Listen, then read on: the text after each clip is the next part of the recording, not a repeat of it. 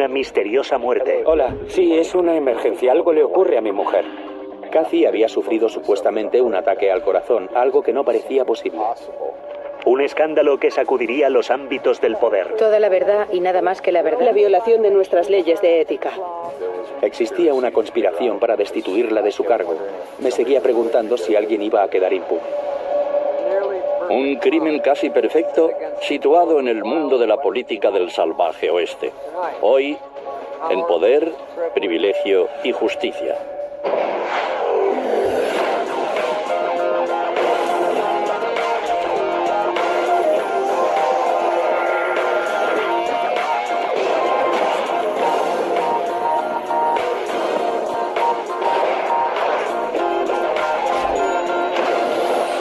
Crímenes imperfectos, ricos y famosos, extraños compañeros de cama.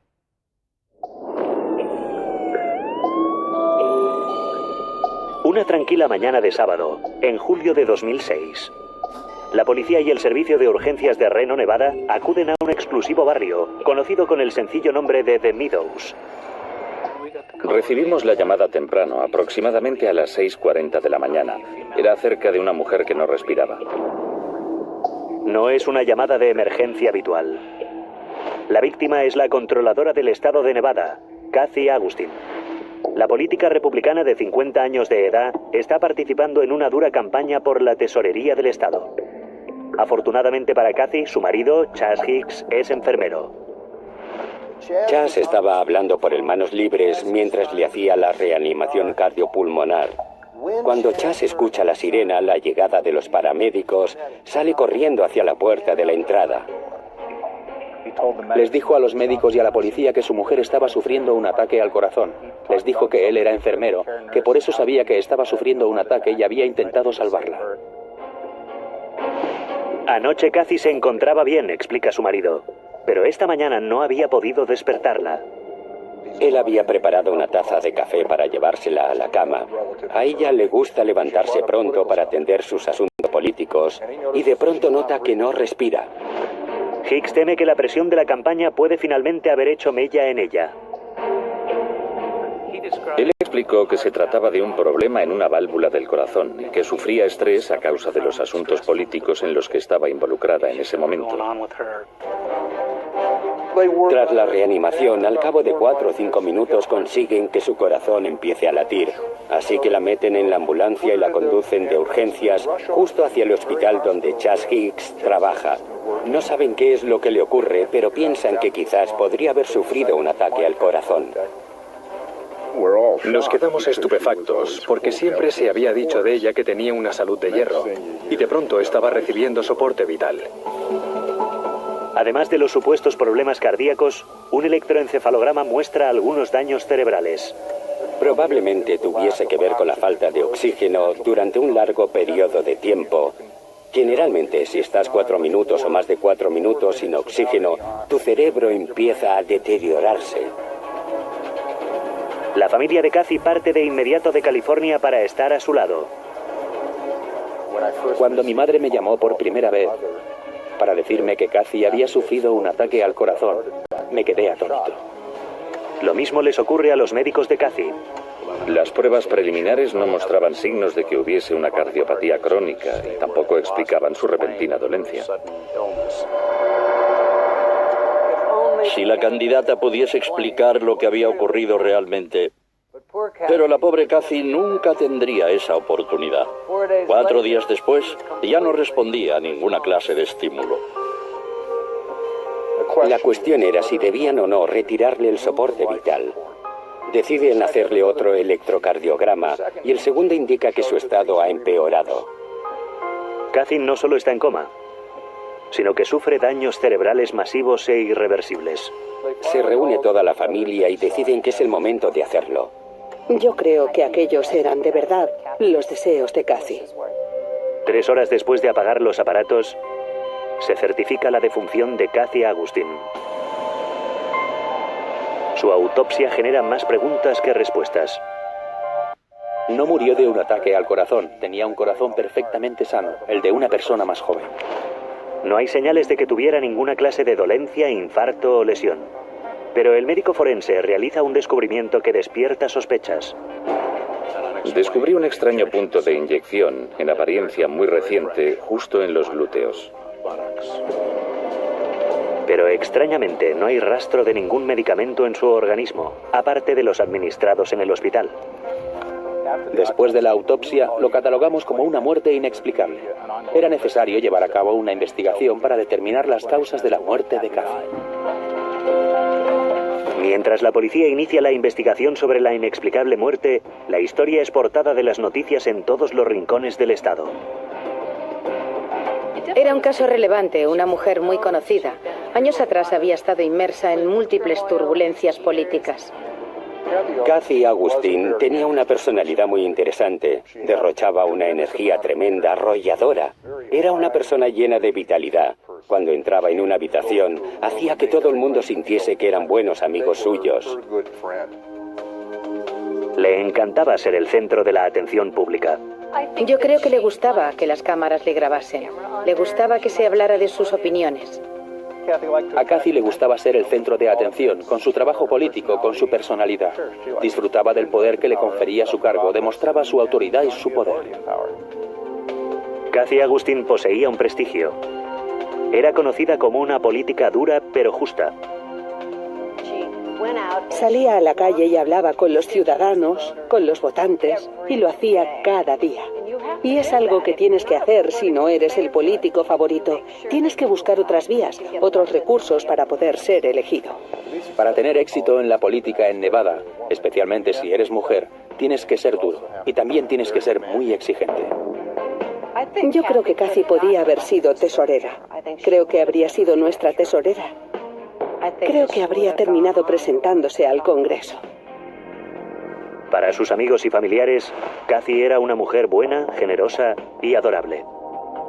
Cultivaba su reputación de mujer dura, pero era una persona muy vulnerable y muy generosa, y creo que a veces la gente se aprovechaba de ello. Era divertida, siempre riendo, y eso era lo que más me gustaba de Cathy.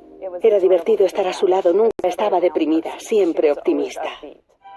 Pero los investigadores descubren que Cathy podía ser implacable y mordaz. Y se preguntan si se cruzó con la gente equivocada en su ascenso al poder. Cathy disfrutaba con el poder. El poder estaba en la esencia de su ser.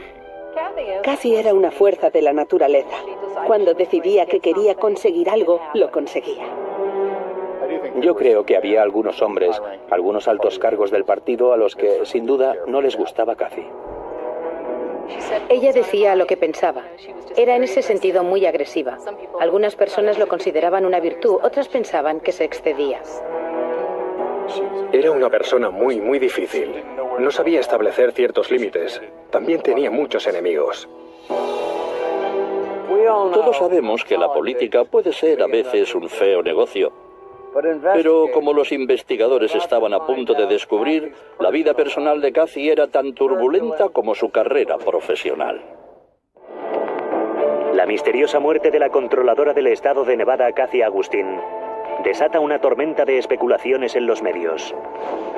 Existían muchas incógnitas sobre qué era lo que podía haber ocurrido. Comentaban que Cathy había estado bajo mucha presión.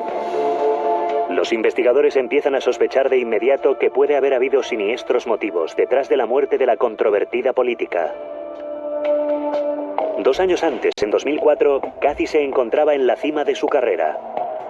Había sido convocada en Washington, donde supo que iba a ser candidata para convertirse en tesorera de los Estados Unidos. Fue invitada a Washington, donde se reunió con John Snow, el secretario del Tesoro. Están considerando nombrar la tesorera de los Estados Unidos, la persona cuya firma aparece en los billetes de curso legal. Pero los problemas por los que estaba pasando en su estado pronto impedirían cualquier designación a nivel nacional. Agustín estaba siendo investigada. Provocó la ira de algunos de sus subordinados, que finalmente presentaron una queja contra ella. Los miembros de su equipo alegaron que Cathy estaba realizando su campaña de reelección fuera de su oficina gubernamental, lo que constituía una violación de las leyes del Estado. La gente se sintió amenazada por ella. Tenían miedo de decir no. No sabían qué ocurriría con sus trabajos. La queja sobre la violación de leyes de ética que se presentó contra ella no se hizo hasta después de ser entrevistada por el cargo de tesorera del país, así que estoy seguro de que se trataba de un montaje. Kathy dijo que no iba a dimitir, actitud típica de su personalidad. Fue sometida a un proceso de destitución. En el juicio, una empleada dijo que Kathy le había ordenado que sacrificase a su gato para poder dedicar mucho más tiempo a su campaña política. Otro empleado describió a Kathy como una arpía que gritaba y daba golpes en su escritorio. Parece que la popular política estaba recibiendo su merecido. Ha admitido haber violado intencionadamente las leyes éticas. Yo creo que el proceso de destitución fue muy humillante para Kathy. Le hizo realmente mucho daño. Durante el juicio lloró, algo que jamás le había visto hacer, y como mujer no se merecía esa clase de humillación. Kathy fue finalmente declarada culpable de un cargo. La prensa y los jefes del partido pidieron su dimisión. Pero una vez más, ella se negó a dejar su cargo. El gobernador le pidió que se marchase, que dejase el cargo.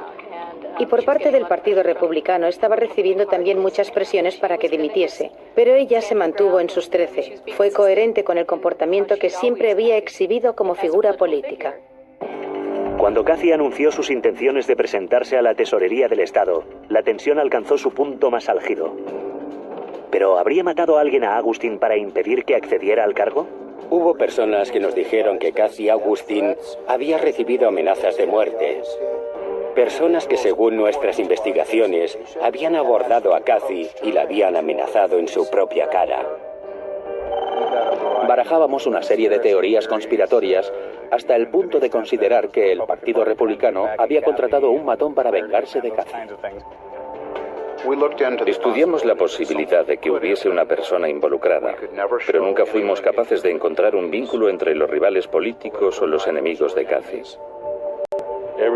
Todo el mundo tenía una coartada muy sólida respecto a ella.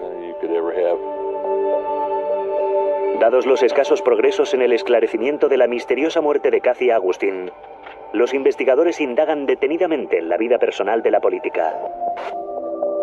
Kathy María Alfano creció en California del Sur y siempre soñó con hacer carrera en el servicio público.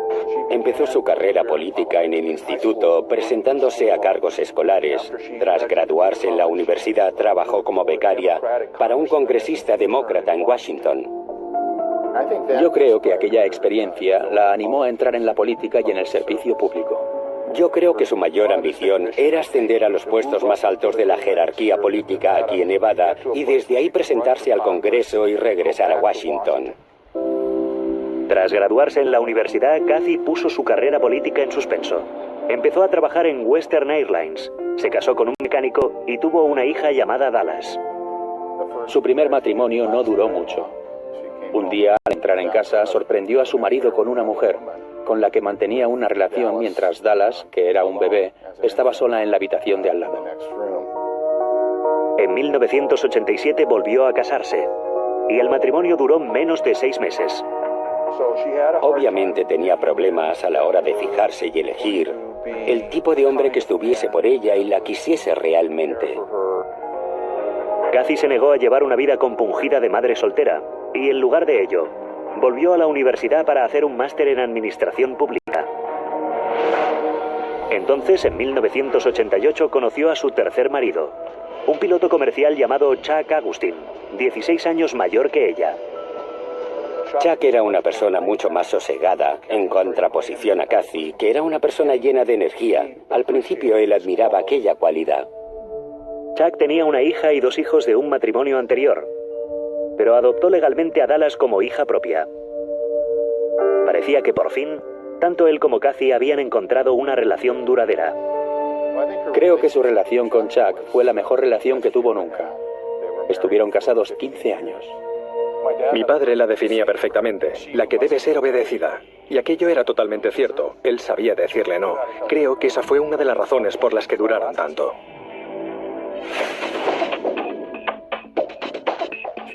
Ella tenía más dinero para gastar y saltaba a la vista. A Cathy le encantaban los trajes de St. John. Tenía más trajes de St. John que nadie que yo conozca. Le encantaba ponerse de tiros largos. Le gustaba ser alguien. Si tenía algún vicio, ese eran las joyas de las que poseía una colección bastante amplia. En sus primeros años de matrimonio, los Augustin vivían a lo grande. Tenían una casa en Las Vegas y otra en Reno, con BMWs y Lexus en el garaje. Ella y Chuck viajaban continuamente a Europa, Nueva York y Washington, D.C. Pero según sus amigos, Cathy estaba aburrida y a los 3 años de matrimonio retomó su sueño de la infancia: emprender la carrera política. Cathy se presentó a la Asamblea del Estado en Nevada y ganó. Ambiciosa y muy trabajadora, se dedicó en cuerpo y alma a su carrera. 2 años más tarde era senadora del Estado. 3 años después, se convirtió en la primera mujer elegida controladora del Estado de Nevada. Era una política brillante, que en contra de todo pronóstico ascendió la escalera política muy deprisa. Pero cuanto más alto ascendía, más complicada parecía volverse. La política la cambió, la endureció, la convirtió en una persona diferente. Tenía una personalidad muy volátil y era muy fácil verla enfadada con sus subordinados. Su carrera tuvo también un efecto negativo en su matrimonio. Charles Augustin no estaba contento con la carrera política de Cathy. La mantenía siempre ocupada y viajaba con frecuencia. Después de 14 años juntos, Chuck y Cathy se dieron cuenta de que su matrimonio pasaba por dificultades. Él no quería divorciarse. Yo creo que nos educan para resistir. Y eso es lo que creo que él intentaba hacer. Pero ella tenía otros objetivos. Justo antes de que la relación se desmorone, el destino le juega a la pareja una mala pasada. Chuck llama a Cathy a Carson City y le dice que ha sufrido un pequeño ataque al corazón. En ese momento Cathy deja todo lo que está haciendo y regresa de inmediato a Las Vegas. Cathy pasó horas sentada al lado de Chuck en el hospital. Uno de los enfermeros, Chas Hicks, se convirtió en un importante apoyo. Mientras que la personalidad de Cathy es del tipo A, la de Chas es realmente del tipo B. Él es una persona realmente muy sosegada, es un hombre muy romántico. Puede hacerte sentir, especialmente a las mujeres, hacerles sentir que son auténticamente la mujer más especial del mundo, y aquello era lo que Cathy valoraba más en Chas. A medida que los días se convertían en semanas, la relación de Cathy y el joven y atractivo enfermero fue haciéndose cada vez más estrecha. Yo llegué a verlos juntos en la cafetería, sentados muy cerca el uno del otro, cara a cara. Él estaba intentando seducir a la mujer de mi padre delante de mis narices. Mientras tanto, 5 semanas después de sufrir el ataque, Chuck experimenta una mejoría estable. Los enfermos del hospital le dicen a Greg que es muy posible que supere el trance. Cuando el hospital está a punto de trasladar a Chuck a un centro de rehabilitación, se produce un terrible cambio en los acontecimientos. Cathy llama a Greg y le dice: Greg, tu padre ha muerto. Ha muerto por un fallo multiorgánico. No se sufre un fallo multiorgánico así como así. Yo creo que lo empujaron al límite. Yo creo que alguien vio que se estaba restableciendo y pensó: esto a mí no me viene nada bien. No se encontró ninguna prueba que indicase la comisión de un delito, pero Greg nunca volvió a confiar plenamente en Cathy. Era necesario poner en el punto de mira a quien más se beneficiaba con su muerte, y en aquel momento esa persona era su mujer. Y un mes después del fallecimiento de su marido, Cathy suelta la bomba. Tenía un nuevo marido. Ella y Chas Hicks se habían fugado. 3 semanas después del fallecimiento de mi padre. 3 semanas. Con su cadáver aún caliente, ella estaba caminando hacia el altar con aquel enfermero, a quien habían dejado al cuidado de mi padre. Incluso su mejor amiga se quedó atónita. Yo le apodaba el chico de compañía. Le llamé y le dije: ¿en qué demonios estás pensando? Puede que fuese sexo, que se sintieran solos, pero el caso es que parecían darse el uno al otro aquello que les faltaba en sus vidas. Cathy Agustin había recibido muchos calificativos y se había granjeado muchos enemigos a lo largo del camino. ¿Pero había sido realmente asesinada? Una inesperada llamada telefónica iba a impulsar el caso en una nueva y extraña dirección. Han pasado varios días desde el misterioso fallecimiento de Cathy Agustin y los investigadores siguen sin encontrar ninguna respuesta. Entonces la policía recibe una llamada de una enfermera que trabajaba en el hospital donde Cathy fue atendida. Reveló sus sospechas acerca de que la dolencia de la señora Agustin no era el resultado de una emergencia médica, como se había creído hasta entonces, sino más bien un envenenamiento intencionado. La enfermera habla con la policía sobre una conversación que mantuvo con Hicks la noche anterior a que Cathy sufriese la dolencia. Le habló de otro caso de asesinato que había ocurrido en Reno, en el que un hombre llamado Darren Mark había apuñalado a su esposa. Se pusieron a hablar de sus respectivos matrimonios. La excusa perfecta para que Chas dijera: «Oh, mi mujer es una bruja y está loca. Está metida hasta las cejas en política y ya no aguanto más». Hablando del caso de Reno con la enfermera, parece ser que le comentó: Darren Mack hizo muy mal las cosas. Si quieres matar a alguien, basta con inyectarle una dosis de Sax. E hizo el gesto de apretar una jeringuilla. Se refería a la succinilcolina, un relajante muscular de acción rápida que suele emplearse durante la inserción de un tubo de respiración. Empleado como veneno, provoca una muerte horrible por asfixia. No puedes moverte ni comunicarte.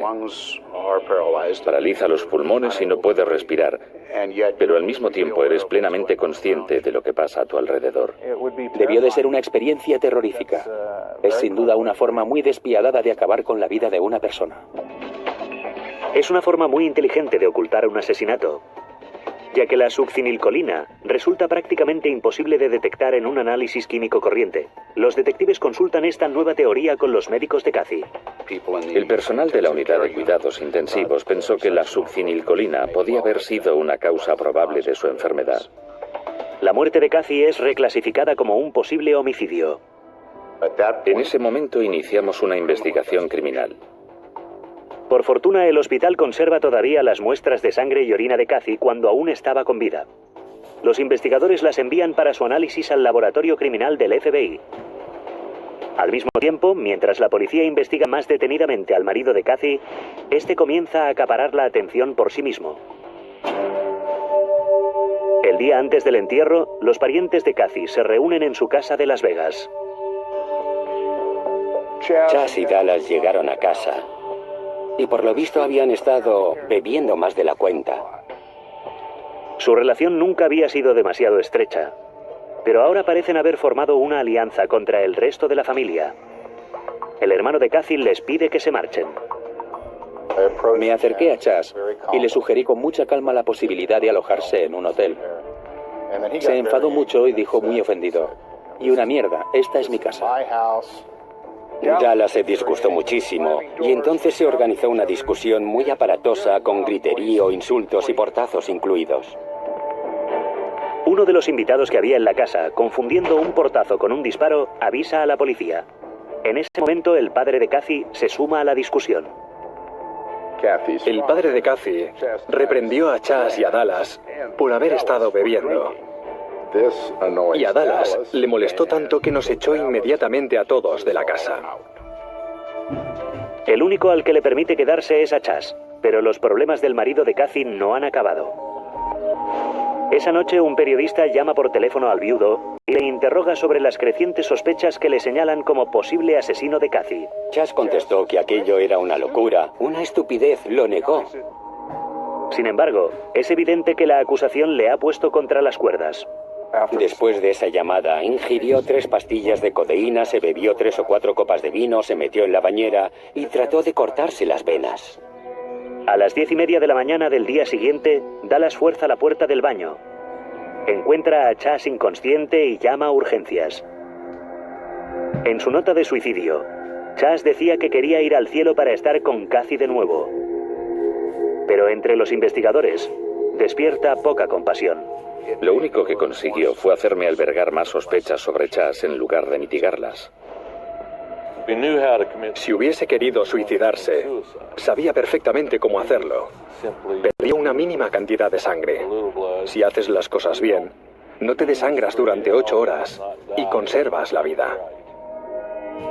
Fue un montaje para llamar la atención sobre sí mismo y hacer creer a la gente que no había tenido nada que ver con la muerte de Kathy y que la quería. Los investigadores examinan el curso de los acontecimientos que condujeron a la muerte de Kathy. Urgencias, ¿en qué puedo ayudarle? Hola, sí, es una emergencia. Y se sorprenden por la ausencia de emoción en la llamada que Chas hizo a urgencias. Algo le ocurre a mi mujer, no respira, no sé lo que le ha pasado. ¿No respira? No respira en absoluto. No se puede estar más tranquilo llamando a urgencias de lo que lo estaba. ¿Está usted con ella ahora? Sí.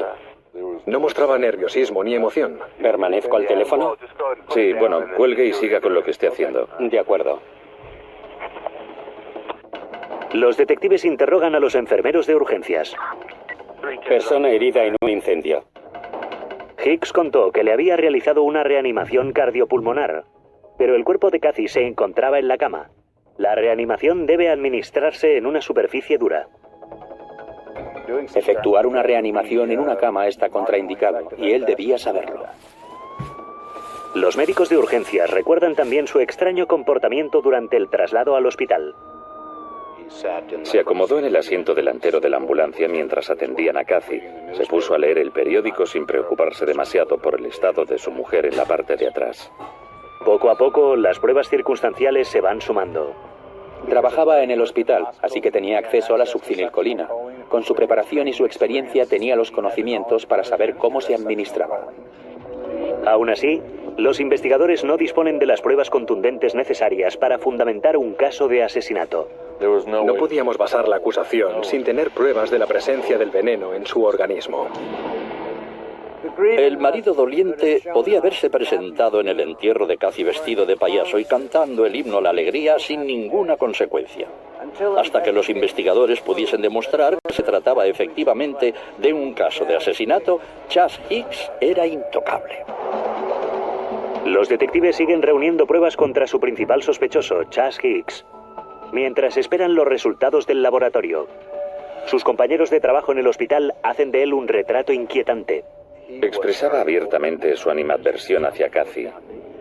Aseguraba que iba a deshacerse de ella y que algún día, en un futuro no muy lejano, Kathy dejaría de ser un estorbo. Si alguien le preguntaba si podía ayudarle en algo, decía, sí, deshazte de mi mujer, o voy a matar a mi mujer y la arrojaré a un pozo. Los amigos de Kathy confirman que el matrimonio estaba prácticamente roto. Era evidente que estaba teniendo problemas matrimoniales. Ella contaba que Chas le había vaciado la cuenta bancaria en más de una ocasión. Yo en aquel momento pensé que la situación podía claramente acabar en divorcio. Era muy cruel con ella. A veces tenía reacciones violentas. Una vez la empujó contra la pared y ella le pidió que se marchara. Y entonces él le dijo que no sentía ninguna atracción por ella. Creo que la odiaba y que no estaba dispuesto a que ella se saliera con la suya. El divorcio hubiese sido una victoria para Kathy. Pero también está el asunto del dinero. Kathy Agustín tenía una posición económica muy holgada, mientras que él, financieramente hablando, había sido un completo desastre.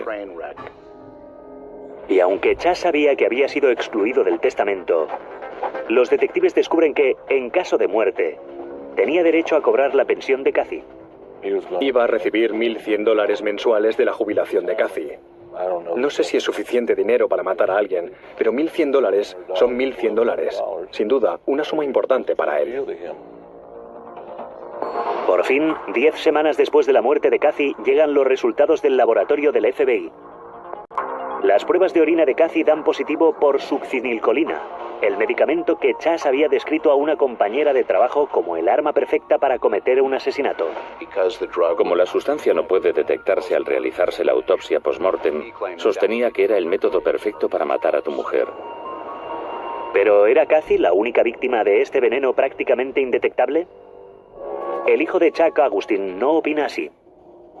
Greg Agustín se puso en contacto con el detective Jenkins y le dijo: escuche, si Chas mató a Kathy con succinilcolina, ¿Qué posibilidades hay de que matase también a mi padre en el hospital con la misma sustancia?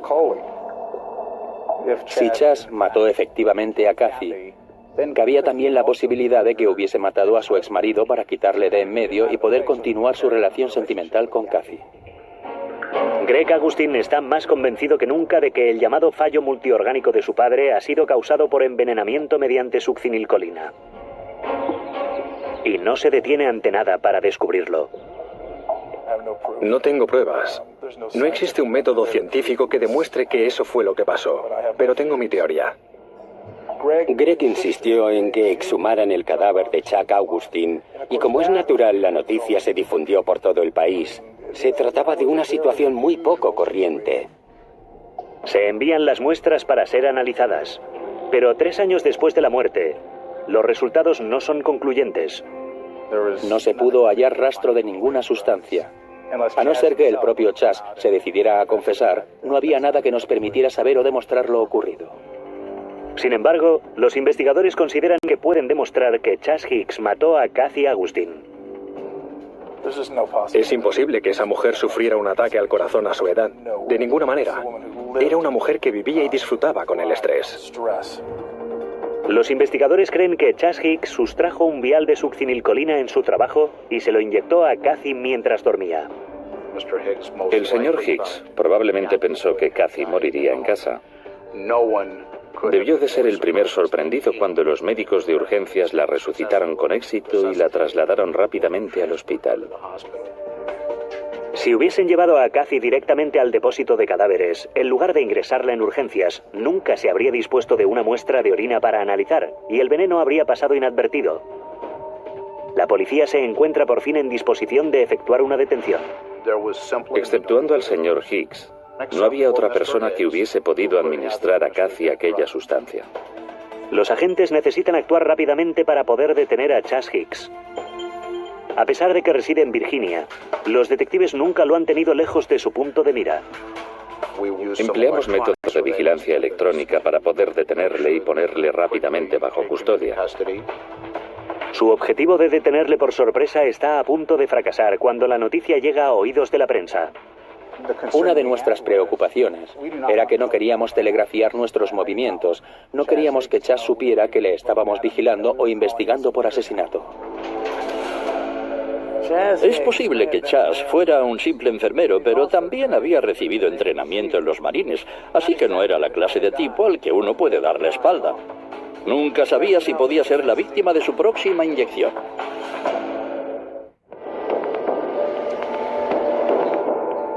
Cuando las pruebas de laboratorio confirman sustancias tóxicas en el cuerpo de Kathy, la policía se dispone a detener a su marido, Chas Hicks. Una vez que el FBI envió los resultados, las cosas se pusieron al rojo vivo. Sin embargo, surge un problema. Los resultados de las pruebas se han filtrado a la prensa. Teníamos que evitar la difusión de la noticia. Necesitaba que mis hombres realizaran la detención antes de que pudiese armarse o atentar de nuevo contra su vida. Los detectives consiguen convencer a los medios de comunicación para que retrasen la divulgación de la noticia. Vuelan inmediatamente a Hampton, Virginia, y llevan a cabo la detención. Trabajamos conjuntamente con el FBI y la policía de Hampton. Le esperábamos en nuestros puestos cuando se disponía a entrar en el camino de la casa de su hermano. Los detectives cogen a Hicks completamente desprevenido. Seguidamente registran su coche y sus pertenencias. Tenía en su poder algunas revistas médicas que trataban específicamente el tema de las inyecciones intramusculares. Los agentes encuentran también algunos medicamentos restringidos en la mochila de Hicks. Aquello nos demostró que podía tener acceso a algunos medicamentos controlados sin que quedase ninguna constancia de ello en los lugares en los que había trabajado. En el vehículo encontramos también unas tarjetas de 12 por 5 centímetros sujetas con una goma elástica en la que figuraban datos sobre la succinilcolina. Las fichas de 12 por 5 detallaban las dosis clínicas para administrar la succinilcolina. Y no creímos que se tratara de una simple coincidencia. De vuelta a Nevada, Chas Hicks es encarcelado en la prisión del condado de Washoe, mientras los fiscales se preparan para el juicio. En el otro bando, el equipo de defensa de Chas Hicks trata de reunir todos los argumentos posibles para crear una duda razonable. La noche anterior a la muerte de Kathy, Chas Hicks le había dicho a Kim Rainey que no creía que su proceso de divorcio fuera a ser complicado, agrio o problemático. En otras palabras, que pensaba divorciarse y pasar página. Los abogados de Hicks rechazan de plano que Hicks asesinara a Kathy por su dinero, simplemente porque no era una cantidad suficiente. El móvil carecía de fundamento. Chas Hicks había participado con Kathy en la elaboración de los documentos redactados por el abogado de Kathy, en los que renunciaba a percibir ninguna suma de dinero en caso de que ella muriese. A medida que se acerca la fecha del juicio, la noticia acapara la atención de los medios locales. La historia levantó un gran revuelo en Nevada. La muerte de una funcionaria del gobierno a manos de su esposo no es una noticia de portada que pase todos los días. Siempre hay espacio para la duda, pero si no fue Chas, ¿quién fue? Los abogados de Chas Hicks declararon públicamente que su cliente se dedicaba a salvar vidas, no a arrebatarlas. Pero aún estaba por ver si el bienintencionado acusado iba a ser capaz de convencer al jurado. En el interior de la histórica sala de tribunal del condado de Washoe, Nevada, Chas Hicks va a ser juzgado por el cargo de asesinato en primer grado. La fiscalía comienza interrogando a su testigo principal. La enfermera de cuidados intensivos, Kim Rainey, subió al estrado y contó lo que Chas le había dicho. Si quieres matar a alguien, solo tienes que administrarle una sustancia paralizante. Es indetectable y desaparece rápido. Declaró que se le había puesto los pelos de punta y que al día siguiente, al saber que Kathy había sido ingresada en cuidados intensivos, inmediatamente sospechó de Chas. La defensa rechaza enérgicamente el argumento, tachando la historia de absurda. El hombre que había supuestamente planeado el crimen perfecto, resulta que le cuenta a una completa desconocida cómo deshacerse de alguien por medio de la succinilcolina, apenas unas horas antes de llevar a cabo su plan. La idea es completamente ridícula. Entonces se produce un momento de tensión en la sala. Chas Hicks sube al estrado para defenderse a sí mismo. Estaba dolido. Hicks se retrató a sí mismo como un marido cariñoso y fiel, destrozado por la muerte de su esposa. Por la forma en que me trataba, porque no estaba dispuesta a dejar la política. No debió ser muy fácil de asimilar verle en el estrado diciendo cuánto amaba a Kathy. Contradecía lo que se había escuchado en boca de los testigos. Antes de que los fiscales puedan interrogar a Hicks, el juicio da un giro inesperado. Quisiera solicitar esta mañana un aplazamiento del juicio. El señor Hicks resultó herido ayer por la noche. Como consecuencia de ello se encuentra hospitalizado y estamos tratando de evaluar su estado. El señor Hicks volvió a cometer intento de suicidio y una vez más se cortó las venas para intentar perder sangre poco a poco hasta morir, en lugar de hacerlo como es debido. Fue otro de sus falsos intentos de suicidio. Creo que lo hizo para inspirar compasión, en el primer caso a la policía y luego al jurado. Tan solo 2 días después del intento de suicidio fallido, la fiscalía concluye su interrogatorio y deja el caso en manos del jurado. Damas y caballeros, el acusado es culpable. Así de sencillo. Declárenle culpable. Las deliberaciones del jurado duran un solo día. Encontramos al acusado Chas Hicks culpable de asesinato en primer grado. El jurado volvió a la sala y leyó el veredicto de culpabilidad. El fin del caso. ¿Es este su veredicto? Es un caso que nunca olvidaré. Fuimos capaces de resolver el asesinato y enviar al responsable ante la justicia. Chas Hicks es sentenciado a cadena perpetua con la posibilidad de solicitar la libertad condicional una vez cumplidos 20 años. No me gustaría verle salir un día de la cárcel. Espero que su conciencia no le deje dormir. No había ningún motivo para quitarle la vida a Kathy.